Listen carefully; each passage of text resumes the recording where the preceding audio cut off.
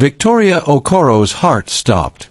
There, on an ornate bench in Port Harcourt's most exclusive shopping district, sat her 10-year-old daughter Grace, sharing her premium yogurt and imported cookies with a raggedly dressed street boy.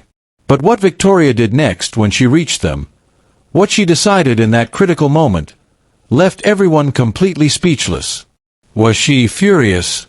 Did she scold her daughter for talking to strangers? Did she call the police on the homeless boy? Or did something completely unexpected happen that would change multiple lives forever? But before you find out what Victoria did next, make sure to hit that subscribe button and drop a comment below telling us what country you're watching from and your local time right now. To understand the magnitude of what Victoria was witnessing, we need to go back 6 months earlier to when Samuel's extraordinary journey truly began.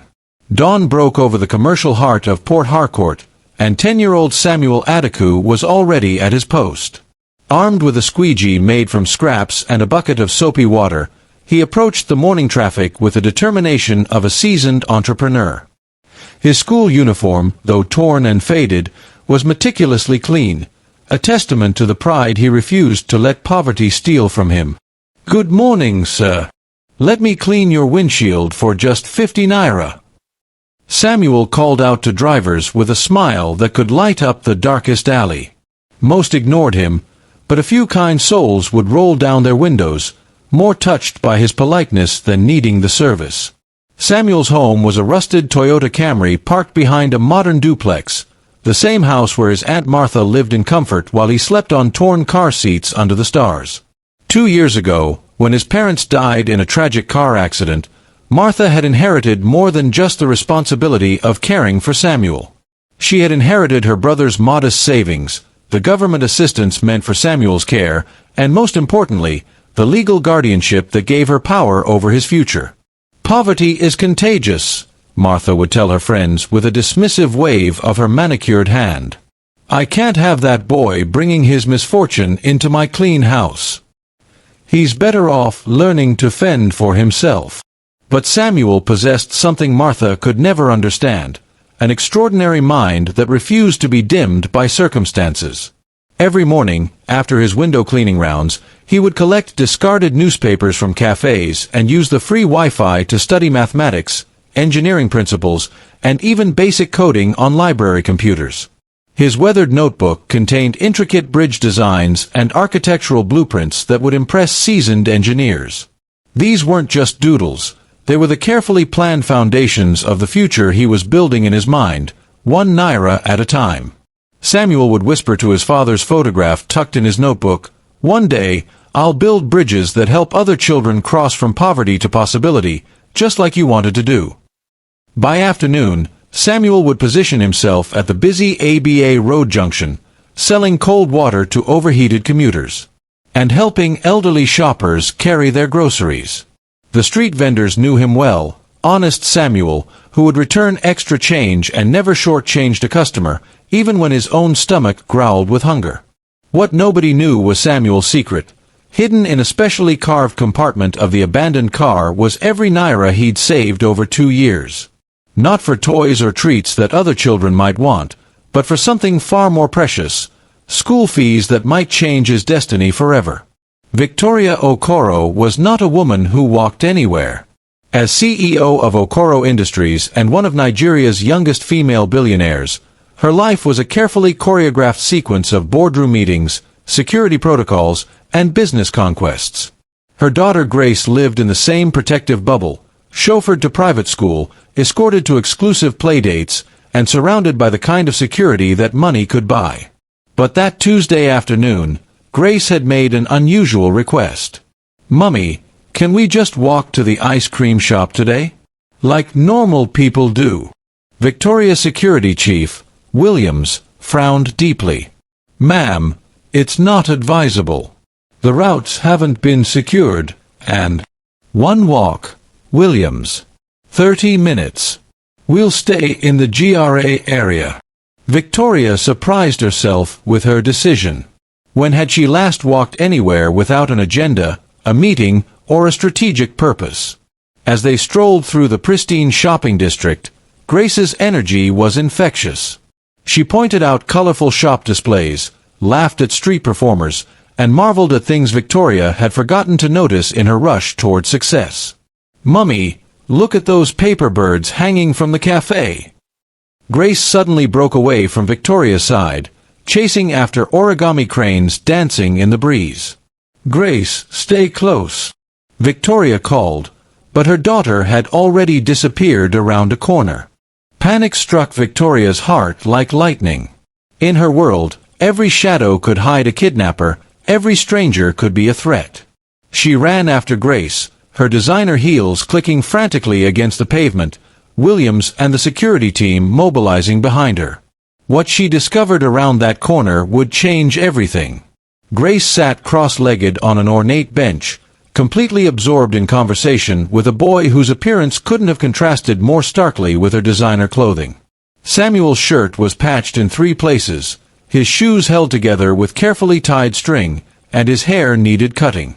But his posture was straight, his voice was clear, and his hands moved with the precision of a master craftsman as he folded newspaper into impossible shapes.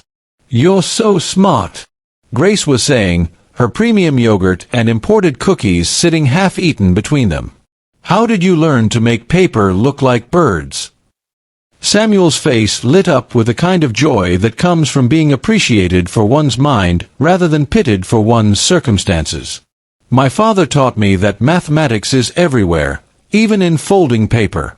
See this crane? It uses the same geometric principles that make buildings strong and bridges stable." Victoria approached slowly, her initial alarm giving way to fascination.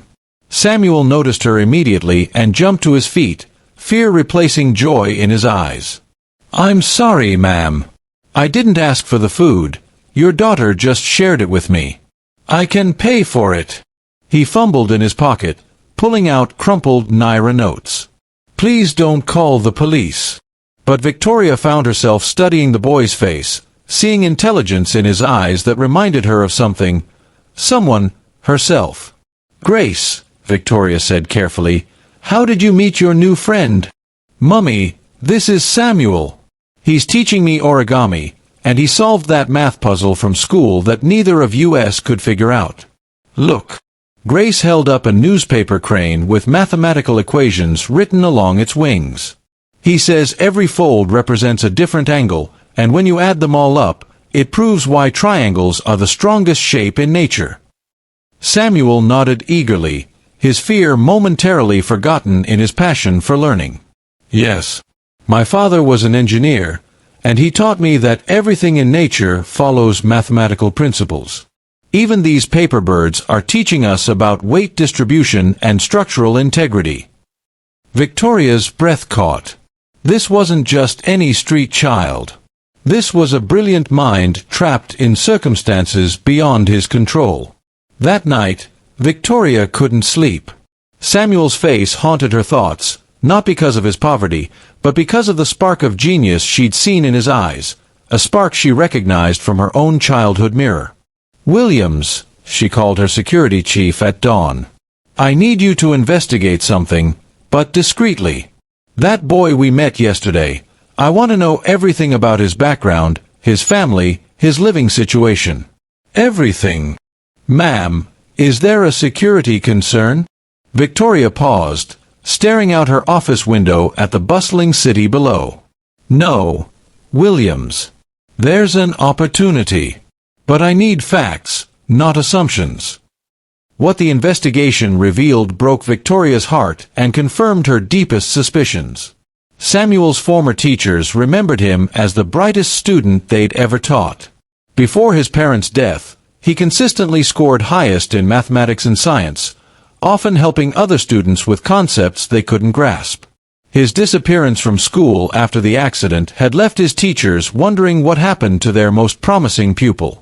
Aunt Martha's true nature became clear through discreet inquiries with neighbors. She had been collecting substantial government assistance meant for Samuel's care while treating him like an unwelcome stranger. Martha's friends knew about the burden she complained about, the nephew she couldn't be bothered to feed or house properly. But the discovery that shattered Victoria's composure came from public records. Samuel's father was engineer David Adeku, a respected civil engineer who had died en route to a meeting about establishing scholarships for underprivileged children. The irony was devastating. A man who died trying to help children like his son was now being dishonored by his own son's neglect. The investigation reopened wounds Victoria had spent years trying to heal. She remembered being exactly Samuel's age when her own grandmother died, leaving her to fend for herself on these same Port Harcourt streets. The hunger that gnawed at her stomach, the shame of wearing the same torn dress to school every day, the crushing weight of knowing that intelligence meant nothing without opportunity. She had clawed her way out of that poverty through sheer determination and a few kindnesses from strangers who saw her potential. Now, 22 years later, she was the stranger with the power to see potential in another forgotten child. Meanwhile, something beautiful was happening without Victoria's knowledge. Grace had begun sneaking away from her driver during school pickup times, meeting Samuel at his usual corner to bring him food and school supplies. Samuel, in return, was teaching Grace lessons no private school could provide: resilience, gratitude, and the kind of street wisdom her privileged life had never required. "Why don't you live in a real house?"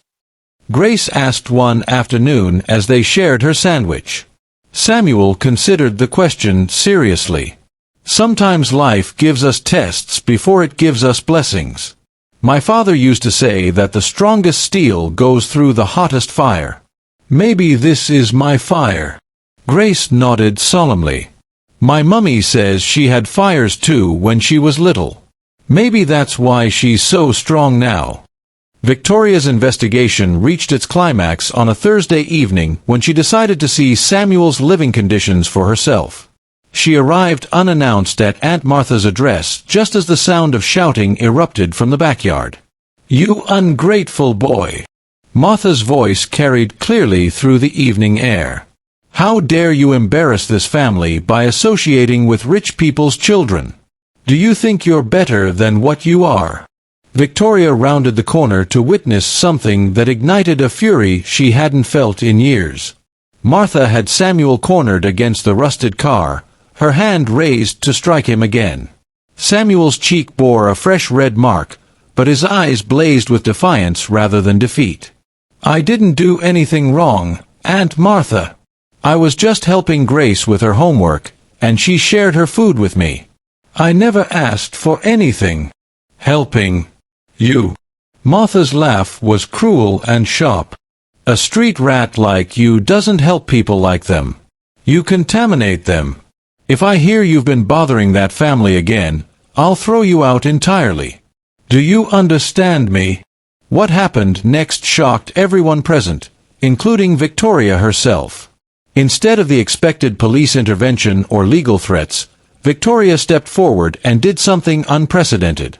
She walked directly to Samuel, knelt down to his level, and looked him straight in the eye. "Samuel," she said, her voice carrying the authority that commanded boardrooms and the gentleness reserved for her daughter, "I've spent the past 2 weeks learning about you, your dreams, and your character. I want to offer you something no one can ever take away, not just an education, but a family."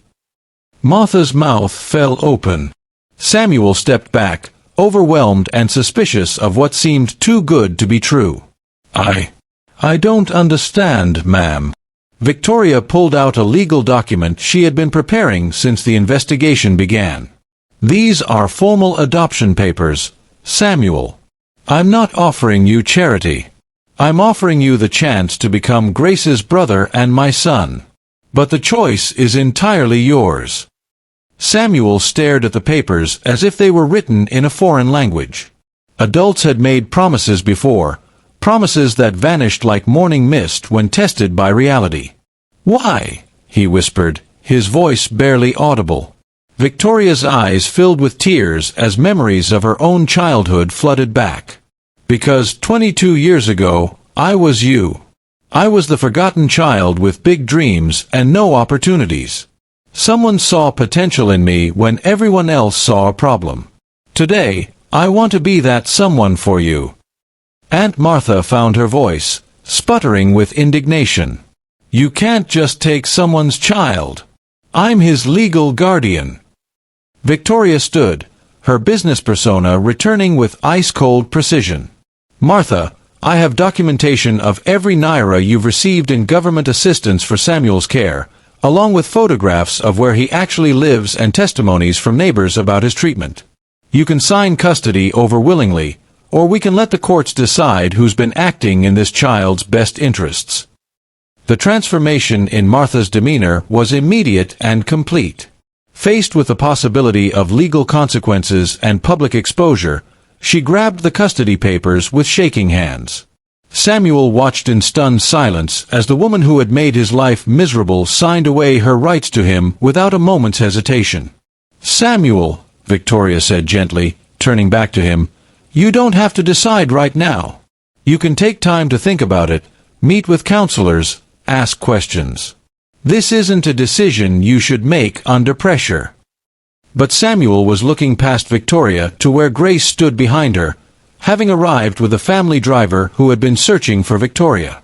Grace gave him a shy wave and mouthed the words, "I told her you were special." Samuel looked down at the adoption papers in his trembling hands, then back at Grace's encouraging smile, then up at Victoria's kind eyes, eyes that held no pity, only hope and genuine care. In that moment, he thought of his father's words, "Sometimes life gives us tests before it gives us blessings."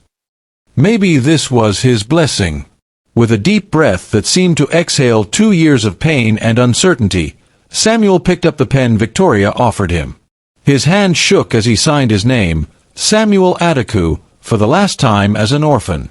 "I want to be part of your family," he said quietly, his voice stronger than it had been in months. "I want to be Grace's brother." Victoria knelt down and pulled him into a gentle hug, the first real embrace Samuel had received since his parents died. "Welcome home, son," she whispered. For the first time in 2 years, Samuel smiled with genuine hope. Moving from a rusted car to a mansion proved more overwhelming than Samuel had anticipated. The first night, he slept on the floor beside his new bed, unable to trust that such softness was real. Grace found him there in the morning and, without a word, grabbed her pillows and joined him on the floor. "Sometimes new things are scary," she said simply. "But they're less scary when you're not alone." Victoria, remembering her own difficult transition from poverty to success, ensured Samuel received counseling to process his trauma and grief. His first weeks were marked by nightmares about being sent back to the car, hoarding food in his room, and the persistent fear that this new life might disappear as suddenly as it had appeared. But slowly, with patience and love, the healing began. Samuel's academic brilliance became evident on his first day at Grace's exclusive private school. While other students struggled with advanced mathematics, Samuel was solving university-level engineering problems. His teachers were astounded, but it was his humility and work ethic that earned him respect from classmates who might have otherwise resented the charity case. Victoria enrolled him in specialized programs for gifted students while ensuring he received art therapy and learned to simply be a child again. She watched with pride as Samuel and Grace grew closer, their friendship deepening into genuine siblinghood. But Samuel never forgot his roots. Every weekend, with Victoria's full permission and support, he would return to his old corners, accompanied by Grace and their family driver for safety. Not as a homeless child this time, but as a volunteer helping other children in similar situations. Grace would help distribute food and school supplies while Samuel shared his story and, most importantly, hope. "Every child deserves what I was given," he told Victoria one Saturday evening after returning from his volunteer work. "A chance." Inspired by Samuel's commitment and Grace's unwavering support, Victoria established the Samuel and Grace Okoro Foundation for Street Children, with Samuel and Grace as its youngest board members. The foundation would provide not just temporary relief, but comprehensive support, education, housing, counseling, and most importantly, the kind of family structure that every child needs to thrive. 10 years later, the auditorium at the University of Port Harcourt had never seen anything quite like it. At 20 years old, Samuel Okoro stood at the podium as the youngest civil engineering graduate in the institution's history, preparing to deliver the valedictory speech. In the audience, Victoria wiped away tears of pride while Grace, now 20 and studying business administration, cheered enthusiastically.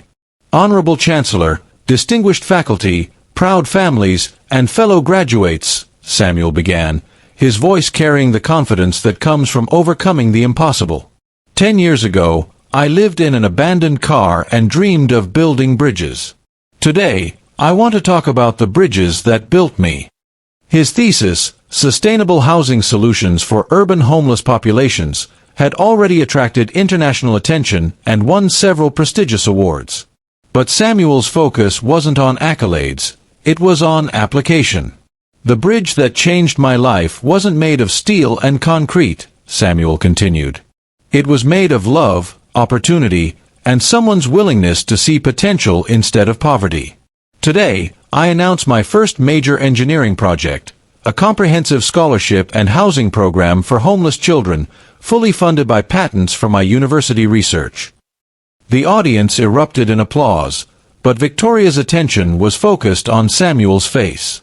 She saw the same determination that had driven him to clean car windows in torn clothes, the same brilliance that had impressed her with newspaper origami, and most importantly, the same heart that refused to leave others behind. Grace had remained Samuel's closest friend and biggest supporter throughout their journey. Together, they planned to expand Victoria's business empire while never forgetting the lesson learned on a Port Harcourt Street corner. Humanity's greatest treasures often come disguised as its most overlooked members.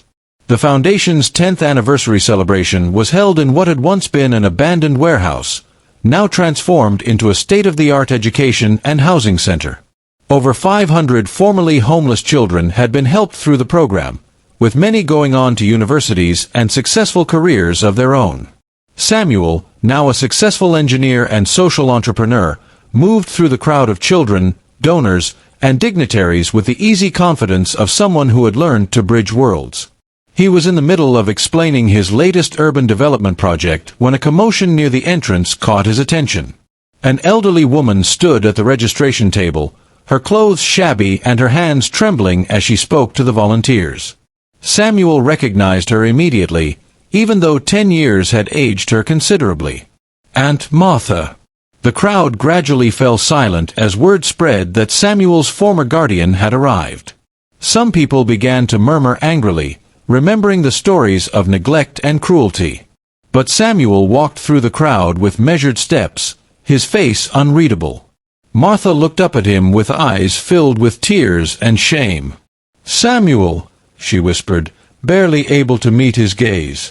I've seen your success in the newspapers and on television. I've watched you help all these children, and the weight of what I did to you has broken me." Her voice cracked as she continued. "I threw away a diamond thinking it was a stone. I was cruel to the child who needed love most. Can you ever forgive a foolish old woman?" The auditorium held its breath. Here was the moment everyone had wondered about. What happens when the victim faces their oppressor after achieving everything that was once denied them? Samuel looked at the woman who had once made his life a living hell, who had slapped him for trying to better himself, who had treated him like a burden while profiting from his orphan status. The old Samuel might have felt anger, resentment, or the satisfaction of seeing his tormentor brought low. But the Samuel who stood there now had been transformed by love, opportunity, and the wisdom that comes from lifting others up rather than tearing them down. With a grace that surprised everyone, including himself, Samuel stepped forward and embraced her. "Aunt Martha," he said gently, his voice carrying across the silent room, "forgiveness isn't something you have to beg for. It's something I chose to give long ago, for my own peace. But more than that, there's always room at this table for family." He gestured to the celebration around them, to the hundreds of children whose lives had been changed, to Victoria and Grace who had become his true family. "This foundation exists because I learned that every ending can become a new beginning. Your cruelty taught me compassion. Your rejection taught me the value of acceptance. Even our worst experiences can become the foundation for someone else's hope."